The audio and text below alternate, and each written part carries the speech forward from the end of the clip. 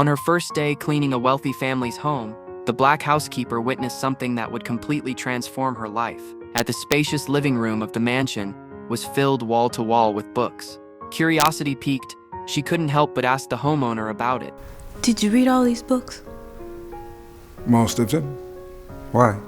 After hearing the wealthy man's answer, the housekeeper realized that knowledge truly could change one's destiny. Upon returning home, she immediately turned off the television. She personally created a learning plan for her son, requiring him to read 2 books weekly and write book reports every weekend. If you use that time to develop your God-given gifts, wouldn't be long before folks was watching you on TV.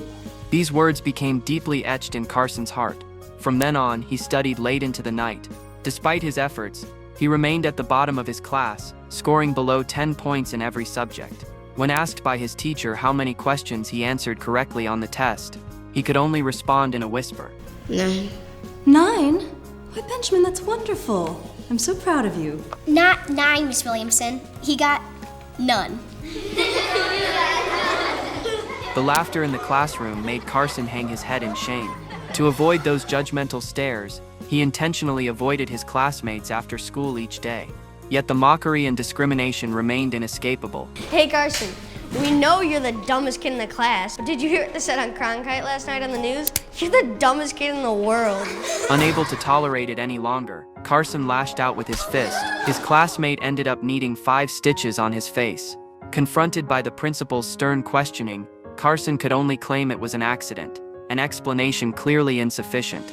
To ensure Carson reflected deeply on his actions, the principal showed his mother his report card, filled with D's and F's, the hallmark of a failing student. The principal stated bluntly that Carson's issues were serious, and if his parent couldn't discipline him properly, the school would have no choice but to expel him. On the way home, Carson was filled with remorse. He swore to his mother he would never fight again, but regarding his grades, he couldn't make promises. He had already tried his hardest. Perhaps, as his classmates suggested, he truly was stupid. No, you ain't.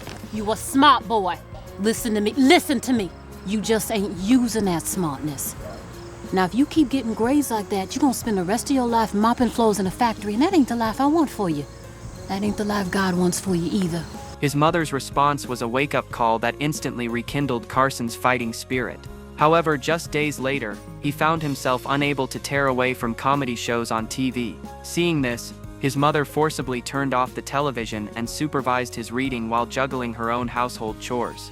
It was then she discovered the reason for his poor performance. He had severe nearsightedness. Without hesitation, she took money from her savings to buy Carson eyeglasses.